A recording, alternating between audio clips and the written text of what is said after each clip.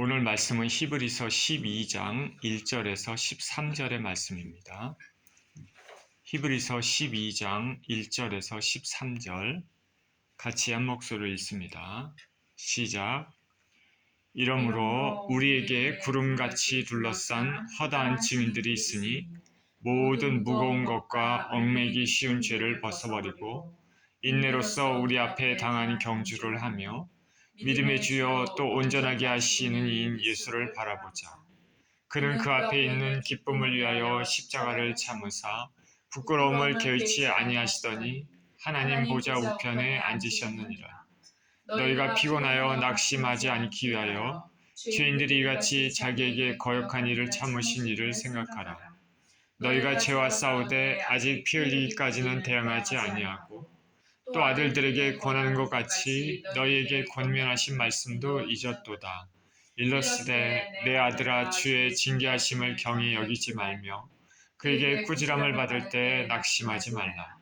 주께서 그 사랑하시는 자를 징계하시고 그가 받아들이시는 아들마다 채찍질하심이라 하였으니 너희가 참음은 징계를 받기 위함이라. 하나님이 아들과 같이 너희를 대우하시나니 어찌 아버지가 징계하지 않는 아들이 있으리요. 징계는 다 받는 것이니 너희에게 없으면 사상자요 친아들이 아니니라. 또 우리 육신의 아버지가 우리를 징계하여도 공경하였거늘 하물며 모든 영의 아버지께 더욱 복종하며 살려 하지 않겠느냐. 그들은 잠시 자기의 뜻대로 우리를 징계하였거니와 오직 하나님은 우리의 유익을 위하여 그의 거룩하심에 참여하게 하시느니라. 무릇 징계가 당시에는 즐거워 보이지 않고 슬퍼 보이나 후에 그로 말미암아 연단받는 자들은 의와 평강의 열매를 맺느니라. 그러므로 피곤한 손과 연약한 무릎을 일으켜 세우고 너희 발을 위하여 곧은 길을 만들어 저는 다리로 하여금 어그러지지 않고 고침을 받게 하라. 아멘. 오늘 본문의 말씀을 가지고 고난의 딸을 어떻게 이겨야 하는가 라는 주제로 우리가 말씀을 나누기 원합니다. 기도합니다. 사랑하신 하나님, 감사합니다. 오늘 말씀 가운데 주님을 만나기를 원하고 주의 은혜를 받기를 원합니다. 생명의 주님, 주의 영께서 아버지 이 가운데 운행하여 주셔서 우리의 심령을 만져주시고 깨닫게 하시고 우리에게 힘을 주셔서 악하고 사악한 세대를 살아가는 데 능히 부족함이 없도록 축복하여 주옵소서. 감사를 드리며 우리 주 예수 그리스도 이름으로 기도합니다. 아멘.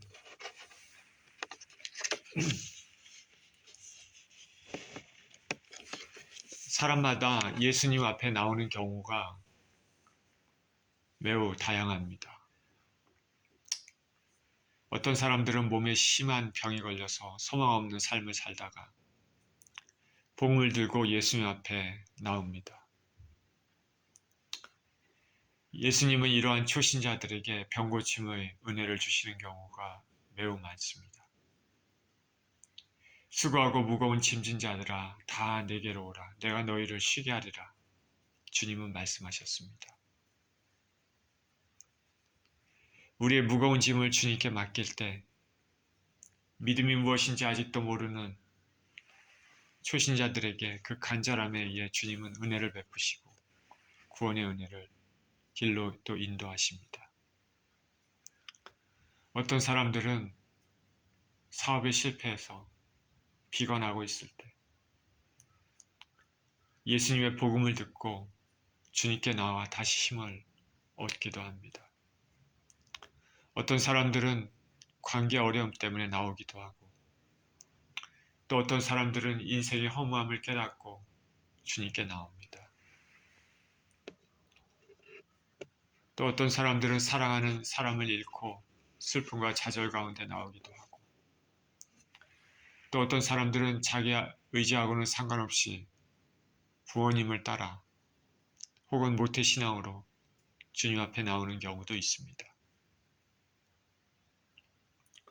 또 드물지만 어떤 사람들은 인생의 깊은 통찰 가운데 하나님의 계심을 느끼고 나오는 경우도 있습니다.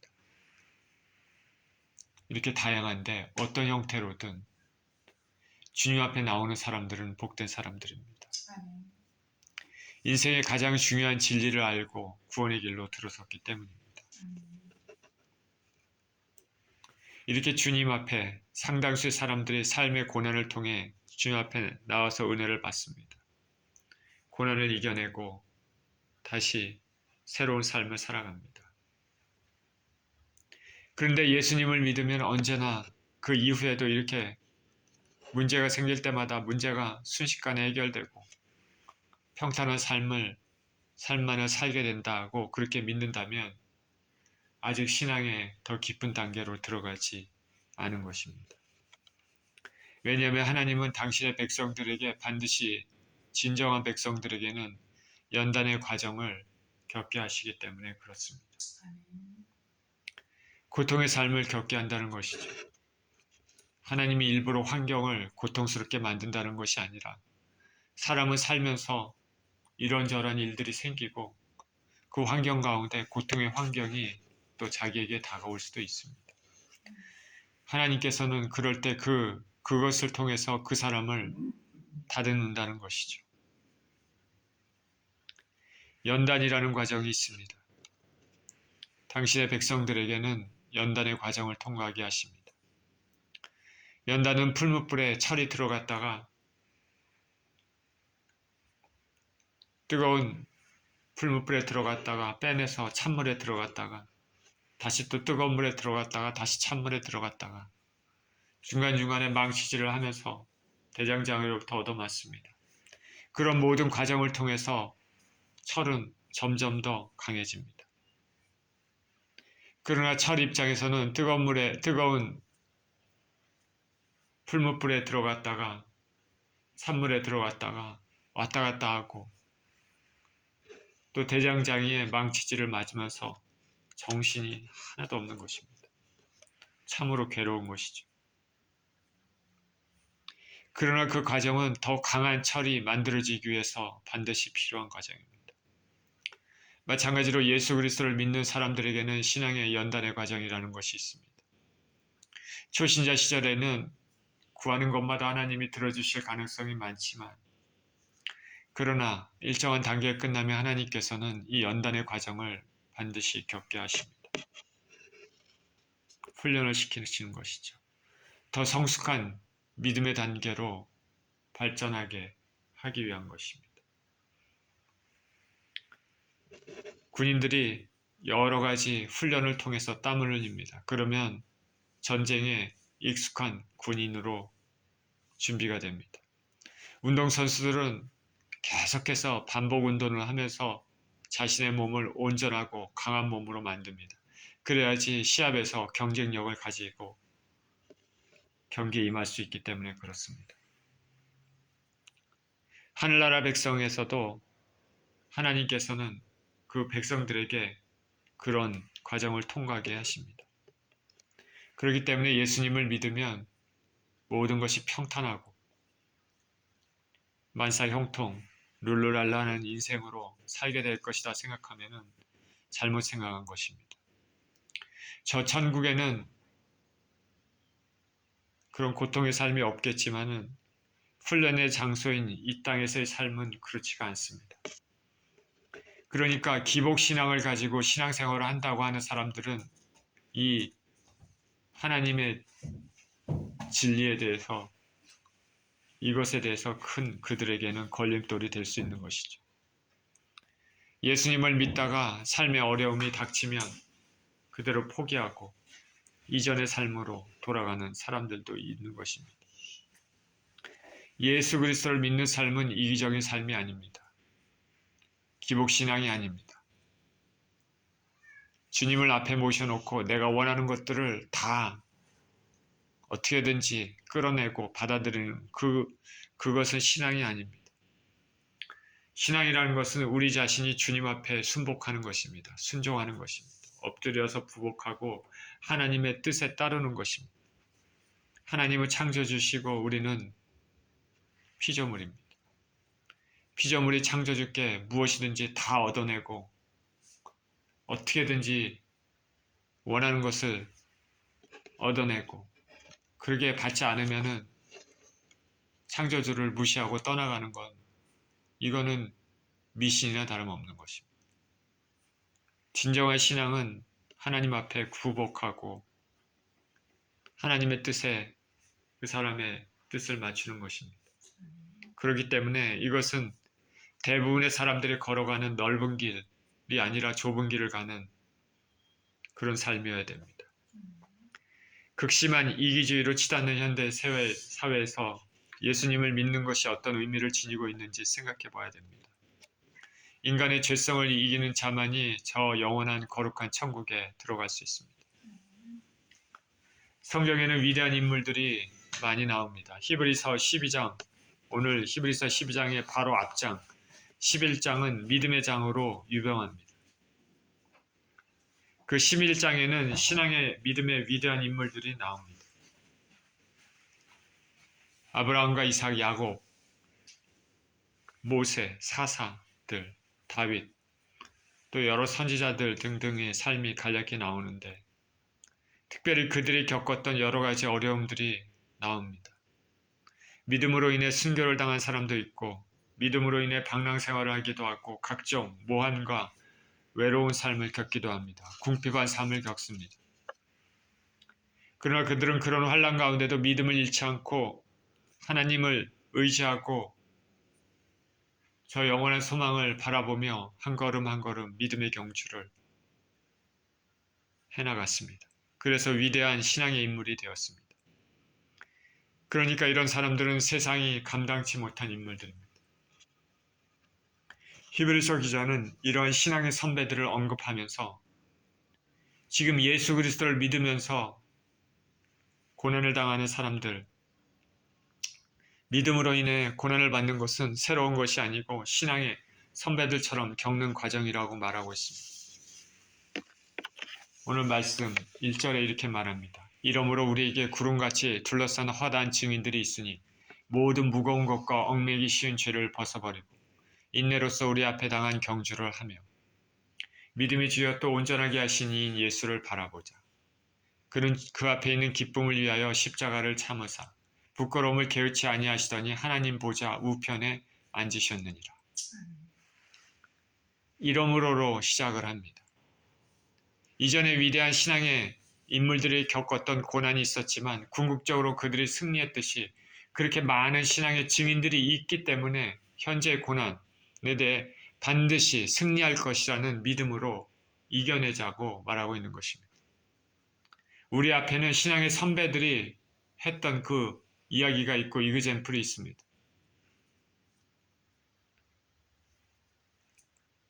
그렇기 때문에 우리에게는 믿음이 있는 것입니다. 고난을 당하다 보면 불평도 나오게 되는데 그러나 그런 죄를 짓지 말고 인내하면서 우리의 신앙의 경주를 이어나가야 합니다. 이 경주는 오직 예수 그리스도만을 바라보는 것입니다. 우리는 고통이 있을 때 예수님을 바라봐야 됩니다. 삶의 어려움이 있을 때 예수님을 바라봐야 됩니다. 예수 그리스도의 십자가를 바라보는 것입니다. 십자가에 달리신 예수님을 바라보시는 것입니다. 예수님이 십자가에서 우리의 모든 죄를 청산하셨을 뿐만 아니라 삶의 모든 문제에 대해서도 은혜를 주시기 때문입니다. 그가 찔림은 우리의 허물을 인하며 그가 상함은 우리의 죄악을 인합니다. 그가 징계를 받음으로 우리가 평화를 누리고 그가 채찍에 맞음으로 우리가 나음을 입었도다 말합니다. 우리 주 예수님은 우리를 위해서 온갖 고난을 당하셨습니다. 우리 주님의 은혜는 가장 중요한 것이 영혼의 구원이지만은 전인적인 은혜도 해당되는 것입니다. 주님은 공생의 기간 중에 항상 아픈 사람들, 귀신 들린 사람들, 가난한 사람들, 소외된 사람들에게 특별한 은혜를 주셨습니다. 그것이 하나님의 성품입니다. 지금 우리가 어려운 상황을 겪고 있다면 주님은 그 모든 것을 분명히 알고 계십니다. 그리고 우리의 문제를 기쁜 마음으로 해결해 주시는 분입니다. 우리는 주님의 자녀이기 때문입니다. 주님은 인생의 고통을 잘 아십니다. 손수 당신께서 고통을 당하셨기 때문에 모욕과 침뱉음 받으셨습니다. 무시무시한 채찍에 맞으셨습니다. 저주의 상징인 십자가를 지시고 못 박히사 죽으셨습니다. 주님은 우리의 고통을 모른다고 생각하면 안 됩니다. 한결같이 주님은 우리와 같이 고난을 당하셨지만 우리보다 훨씬 무거운 고난을 당하셨지만 주님은 죄를 짓지 않으셨다고 성경은 말합니다. 그러니까 우리는 고난을 당할 때, 우리가 고난의 때를 살고 있다면 믿음의 주여 온전케 하시는 이인 예수 그리스도를 바라보아야 하겠습니다. 주님은 이 모든 고통, 죽음을 이기시고 하나님 우편에 영광의 모습으로 앉아 계신 것입니다.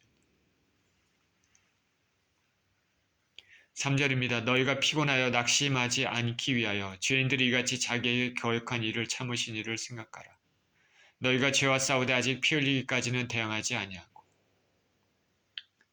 우리가 고난의 때를 당할 때 예수님을 생각하며 이겨내야 됩니다. 예수님께서도 고난당하셨고 고난당하시면서도 당신을 거역하는 사람들에게 위협을 가하거나 하지 않으셨습니다. 참으셨습니다. 오히려 예수님은 십자가 위에서 기도하셨습니다. 아버지여 저희들의 죄를 용서하여 주시옵소서. 자기들의 하는 것을 알지 못하나이다. 창조주를 모욕하며 십자가의 처형을 집행하는 무지한 로마 군인들에게 하신 기도입니다. 그 외 직간접적으로 예수님을 십자가에 내어준 모든 사람들을 향한 기도이기도 하는 것입니다. 우리는 누가 우리에게 근거 없는 모략을 하거나 해를 끼치면 마음 가운데 화가 확 치밀어 오릅니다. 그러면서 그 화를 입술로 행동으로 내뱉는 경우가 있습니다. 그러나 주님은 이렇게 하지 않으셨습니다. 히브리서 기자는 고난당하고 있는 신자들에게 죄와 싸우되 피 흘리기까지 하라고 했습니다. 이 말은 죽기까지 끝까지 싸우라는 말입니다. 고난을 당할 때 끝까지 믿음의 주여 완전케 하시는 예수님을 바라봐야 되겠습니다. 고난을 당할 때 입술로, 행동으로, 마음으로 죄를 짓지 않도록 조심해야 될 것입니다. 5절입니다. 또 아들들에게 권하는 것 같이 너에게 권면하신 말씀도 잊었도다. 일러스되 내 아들아 주의 징계하심을 경히 여기지 말고 그에게 꾸지람을 받을 때 낙심하지 말라. 주께서 그 사랑하시는 자를 징계하시고 그가 받아들이시는 아들마다 채찍질하심이라 하였으니 너희가 참음은 징계를 받기 위함이라. 하나님이 아들과 같이 너희를 대우하시나니 어찌 아버지가 징계하지 않는 아들이 있으리요. 징계는 다 받는 것이오늘 너에게 없으면 사생자요 친아들이 아니니라. 고대 유대에서 자식 교육은 엄격했습니다. 아버지는 자식을 매우 엄하게 교육했습니다. 아들은 아버지의 권위에 절대적으로 순복했습니다. 아버지는 아들이 잘되게 하기 위해 험한 세상에서 살아남게 하기 위해 매우 엄하게 교육시켰습니다. 성경 말씀에 있는 것처럼 자식이 잘못했을 때 매를 들었습니다. 잠언서 22장 15절에 아이의 마음에는 미련한 것이 얽혔으나 징계하는 채찍이 이를 멀리 쫓아내리라 말합니다. 잠언서 23장 13절 14절에도 아이를 훈계하지 아니하려고 하지 말라. 채찍으로 그를 때릴지라도 그가 죽지 아니하리라. 내가 그를 채찍으로 때리면 그의 영혼을 수월해서 구원하리라. 이 모든 것은 자식이 잘되게 하기 위한 교육입니다. 하나님께서는 예수님을 진정으로 믿는 사람들을 자식으로 생각합니다. 하나님은 우리가 진정으로 예수님을 믿는다면 자녀로 우리를 삼습니다. 자녀이며 후사고 하나님 후사며 예수님과 함께한 후사입니다.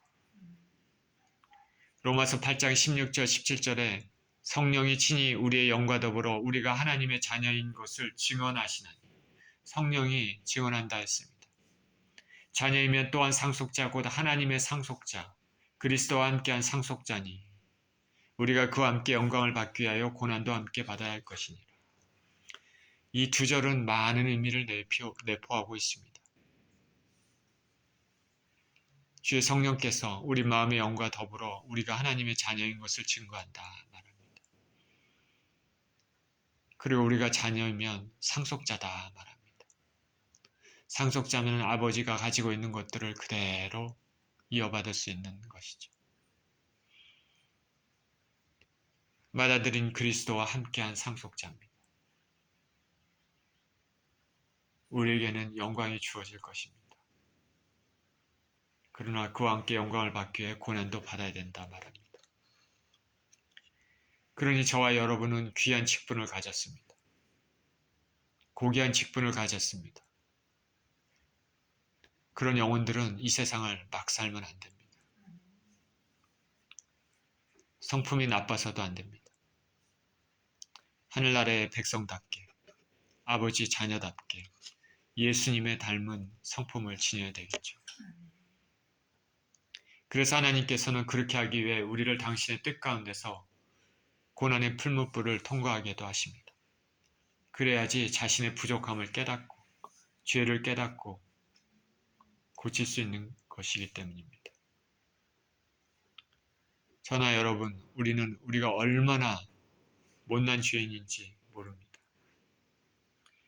우리 안에 깊이 감춰져 있는 우리의 모습은 평소 평탄한 삶을 살 때는 드러나지 않습니다.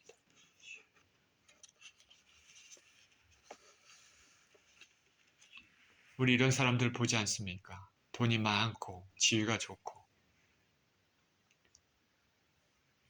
그런 사람들은 에티켓이나 매너도 참 좋은 경우 많습니다. 그럴듯하게 보입니다. 그러나 그 안에 있는 것들은 우리가 볼 수 없습니다. 하나님만 보시는 것이죠. 우리 안에 감춰져 있는 우리의 진짜 모습은 평소 평탄한 삶을 살 때에는 잘 드러나지 않습니다. 그러나 삶의 소용돌이가 몰아치고 곤란을 겪게 되면 감추어졌던 것들이 드러납니다. 그래서 그 드러난 것들을 회개하며 예수님의 보혈로 씻어내고 변화받아서 점점 더 아름다운 성품으로 갖게 되는 것입니다. 비유를 들자면 물이 흐르는 시내를 생각해 봅니다. 위에서 볼 때는 맑은 물이 흐르는 것처럼 보이지만 그 물 아래에는 각종 더러운 것들이 숨겨져 있을 수 있습니다. 그것을 빼내기 위해서는 한바탕 물을 휘저어야 됩니다. 이렇게 한바탕 물이 요동치면 쓰레기가 떠오릅니다. 그때 그것을 걷어내면 이전보다 더 깨끗한 시내가 되는 것입니다. 하나님께서는 세상의 고난을 그런 유익을 위해 우리에게 허락하시는 것입니다. 고난을 통해 이전에는 남이 나에게 해코지하면 무조건 울그락불그락 하면서 화를 냈던 그런 성품이 있었는데 그것이 변화돼서 차분해지고 모든 것을 하나님께 맡기는 그런 기도하면서 맡기는 사람이 되는 것이죠. 이전에는 때로는 거짓말했지만 이제는 하지 않는 거. 이전에는 남을 미워하고 비방하는 말들을 자주 했지만 이제는 오히려 격려하고 살리는 말들을 하는 것이죠. 이전에는 세상에 허망된 것들을 추구하는 말들을 했지만 이제는 하늘 것을 추구하는 말들, 거룩한 말들을 합니다. 이전에는 나의 생각과 가치관, 사상 이런 모든 것들이 이 땅의 것들을 추구했지만 이제는 하나님을 생각하며 하늘의 것을 추구하는 삶, 가치관으로 바뀌는 것입니다. 이렇게 하기 위해서 하나님께서 우리에게 고난의 길을 허락하십니다. 본문에는 징계라는 표현을 썼습니다. 삶의 어려움이 징계답게 끝나기 위해서는 우리가 잘 반응해야 됩니다. 그리고 이 징계는 아무나 받는 것이 아니라 하나님의 자녀, 예수님을 진정으로 믿는 사람들만 받는 것입니다. 세상의 환난은 환난으로 끝나지만 예수님을 믿는 자녀들이 받는 것은 징계로 끝나게 됩니다. 그러니 끝이 있음을 믿어야 됩니다. 주님을 바라보는 것입니다. 자식을 사랑하는 아버지는 자식이 잘못되면 반드시 징계합니다. 그것을 통해 자식이 자라게 하기 때문입니다. 그러나 자기 자식이 아닌 사람에게는 손을 대지 않습니다. 징계를 하지 않습니다. 내 자식이 아닌데 무엇을 할 수 있겠습니까? 우리가 예수님을 잘 믿고 진정 예수님 자녀라면 삶의 어려움에 당할 때 우리 자신의 부족함이 무엇인지 살펴보고 오직 믿음의 주에 온전케 하시는 주님을 바라봐야 되겠습니다. 징계는 자녀들만의 것입니다. 9절입니다. 또 우리 육신의 아버지가 우리를 징계하였어도 공경하였거든 하물며 모든 영의 아버지께 더욱 복종하며 살려 하지 않겠느냐. 그들은 잠시 자기 뜻대로 우리를 징계하였거니와 오직 하나님은 우리의 유익을 위하여 그의 거룩하심에 참여하게 하시느니라. 자식은 아버지가 징계하면 아파서 웁니다. 그리고 앞으로 잘못을 하지 않겠다고 다짐하면서 아버지를 공경합니다. 맞아서 아버지에게 이를 갈면서 복수하겠다고 생각한다면 그것은 자식이 아닙니다. 고대 유대 사회에서 아들이 아버지를 공경하지 않는다. 이거는 상상하기가 힘듭니다. 히브리서 기자는 이 사실을 상기시키면서 징계를 받아도 육신의 아버지를 공경하는데 하물며 창조주이신 모든 영의 아버지의 징계를 받게 되면 겸손히 자신을 살펴보고 더욱 순종하며 살아야 되지 않겠느냐고 말하고 있습니다. 그리고 육신의 아버지는 자기의 뜻대로, 일반적인 아버지는 좋은 의도대로 징계하고 그렇지 못한 아버지는 순간의 화로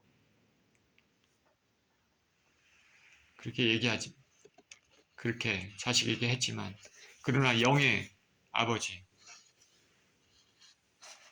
거룩하신 하나님은 항상 자식에게 좋은 것을 주시기를 원하고 우리의 유익을 위해서 징계하십니다. 그리고 그 징계를 통해서 우리를 거룩하게 바꾸십니다. 그의 거룩함에 참여하게 하시느니라. 오늘 본문의 말씀을 통해서 하나님의 뜻을 엿볼 수 있습니다. 하나님이 원하시는 것은 우리의 거룩입니다. 하나님의 관심은 거룩입니다. 우리가 이 땅에서 거룩한 성품을 가지도록 만드는 것이 하나님의 뜻입니다.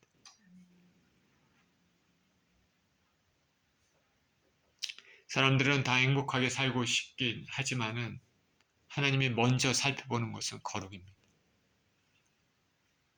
사도 베드로도 베드로후서 1장 4절에서 우리를 정욕을 인하여 세상에서 썩어질 것을 피하여 거룩하신 아버지의 신의 성품에 참여하는 자가 되게 하시라고 한다 말하고 있습니다. 하나님께서 예수 그리스도를 통해서 우리를 부르신 그것은 우리의 정욕을 인하여서 세상에서 썩어질 것을 피하여서 거룩하신 아버지의 신의 성품에 참여하는 자가 되게 하시려고 한다. 그러니까 예수 그리스도를 믿는 사람들, 하나님의 백성들은 하나님의 성품, 같이 그렇게 변화되기를, 그렇게 하기를 하나님께서 만드신다는 것입니다. 그렇기 때문에 고난을 때를 당했을 때 우리는 우리의 성품을 좋은 성품으로 변화받는 기회로 삼고 순종해야 되겠습니다. 11절입니다. 무릇 징계가 당시에는 즐거워 보이지 않고 슬퍼 보이는 후에 그로 말미암아 연단받는 자들은 의와 평강의 열매를 맺느니라. 그러므로 피곤한 손과 연약한 무릎을 일으켜 세우고 너희 발을 위하여 곧은 길을 만들어 저는 다리로 하여금 어그러지지 않고 고침을 받게 하라. 우리가 징계를 받을 때 당연히 아픕니다. 즐겁지가 않습니다. 매를 맞고 있는데 웃으면서 즐겁게 맞는 사람이 어디에 있겠습니까? 그런데 이렇게 징계를 당하고 나서 우리가 잘못을 회개하고 잘 통과하고 순종하고 그래서 변화되면 의의 열매, 평강의 열매를 맺는다고 합니다. 연단받는 사람들은 점점 더 죄와 멀리하고 거룩을 추구하면서 의의 열매를 맺습니다. 그리고 하나님과의 관계에서 평강의 열매를 맺습니다. 아버지와 아들의 관계는 아들이 잘못할 때도 물론 관계 자체에는 변함이 없지만은 아들이 아버지의 뜻에 따라 착하고 좋은 아들로 자라나면 얼마나 부자간의 평강의 관계가 형성이 되겠습니까? 하나님이 자녀들에게 바라는 것들이 이런 것들입니다. 저와 여러분들이 징계를 잘 견디면 우리 삶에 경험하게 되는 역경을 믿음으로 잘 이겨내면 믿음의 주에 온전케 하시는 예수님께 끝까지 집중하고 잘 견디고 이겨내면 의의 열매를 맺게 되고 하나님과의 관계도 더욱더 돈독해지는 것입니다. 하나님과 평강의 관계를 맺게 됩니다. 아버지와 자식 간에 서먹하고 대화도 별로 없고 서로 서운한 그렇게 된다면 그것은 온전한 가족관계, 부자간의 관계가 아닙니다. 하늘나라 공동체로서 우리는 하나님과 항상 평강의 관계를 가져야 되겠습니다. 우리 주 예수 그리스도를 통해서입니다. 지금 저와 여러분이 잘 생각해 보십시오. 내가 하나님과 평강의 관계가 있는가? 내가 하나님 앞에 바르지 못한 것이 있어서 뭔가 좀 거림칙하고 서운한 관계가 돼 있는 거 아닌가? 요사이 하나님과 내가 조금 멀어져 있다고 느끼는 것이 아닌가? 우리는 우리 주 예수 그리스도를 통하여서 예수님의 십자가의 보혈의 은혜, 그 구속의 은혜, 죽으심의 은혜를 통하여서 하나님 앞에 가까이 가야 되겠습니다. 주님께서는 우리에게 성소와 지상소를 맡고 있는 그 휘장을 열어 제기셨습니다. 당시의 육체의 죽으심으로. 주님을 통해서 우리는 하나님 앞에 갈 수 있는 것입니다. 우리는 죄와 싸워 승리해야 됩니다. 고난이 닥쳤을 때 믿음으로 잘 이겨내야 하겠습니다. 물론 쉽지 않습니다. 뒤로 물러가지 않고 더욱더 예수님을 통해 하나님께 나아가야 하겠습니다. 고난에 지쳐 포기할 것이 아니라 힘들지라도 연약한 무릎을 일으켜 세워야 되겠습니다. 믿음으로 하는 것이죠. 예수님을 바라봄으로 하는 것입니다. 그래서 저는 다리, 어그러진 다리, 쩔뚝다리, 죄로 인해 어그러진 우리의 삶의 부분을 옳게 곧게 만들어야 되겠습니다. 하나님은 분명히 우리를 사랑하십니다. 자녀를 분명히 사랑하시고 자녀의 삶을 돌보십니다. 우리 예수 그리스도를 믿는 사람들은 이 진리를 끝까지 놓지 않고 믿음을 가지고 있어야 되겠습니다. 오늘 본문은 초기 기독교 시대 예수 그리스도를 믿음으로 받게 되는 많은 박해, 어려움을 겪고 있는 믿음의 사람들에 대한 그 말씀이지만은 오늘 현세에 살아가는 우리에게도 적용되는 말씀입니다. 우리는 당시에 신앙의 선조들 같은 박해는 받고 있지 않지만은 다른 모습으로 크고 작은 삶의 어려움이 있습니다. 인생은 넓은 바다를 항해하는 배와 같습니다. 배에 탄 사람들과 같은 것이죠. 언제 무슨 일이 일어날지 모릅니다. 하나님께서는 우리의 삶에 일어나는 여러 가지 일들을 엮으셔서 당신의 뜻을 이루십니다. 하나님은 당신의 자녀들에게 역경을 허락하시면서 자녀들을 더욱 아름다운 성품을 가진 자들로 만드십니다. 우리가 역경을 당할 때 우리 안을 살펴보며 잘못된 것들이 있는지 회개하고 믿음으로 하나님께 나아가야 되겠습니다. 그리고 주님의 은혜로 변화를 받아서 더욱더 온전하고 거룩한 성품으로 만들어져야 되겠습니다. 고난의 때를 살고 있다면 믿음의 주에 온전케 하시는 예수님 바라보면서 전진하면 반드시 하나님께서는 더욱더 좋은 것들로 우리에게 허락해 주실 줄 믿습니다. 이러한 삶을 사시는 저와 여러분 모두 되시기를 예수 그리스도 이름으로 축원드립니다. 기도하겠습니다. 하나님 아버지, 우리가 예수 그리스도의 구속의 은혜로 변화를 받아 구원을 얻는 그런 인생을 살게 됐지만 우리 안에 아직도 거룩하지 못한 죄의 성품이 있어 이 세상을 살면서 뾰족뾰족한 것들이 많이 나오며 하늘나라의 백성으로서의 아직 온전한 모습을 갖추지 못하는 삶을 살고 있습니다. 하나님 아버지, 주님은 우리를 부르심을 하늘나라의 백성 같은 거룩한 인생으로 변화되기를 원하신다는 것을 오늘 말씀을 통해서 알았습니다. 때로는 그렇게 하기 위해서 삶의 역경을 통과하게도 하십니다. 하나님 우리 아버지, 우리가 아버지 하나님 삶의 역경을 통과하게 될 때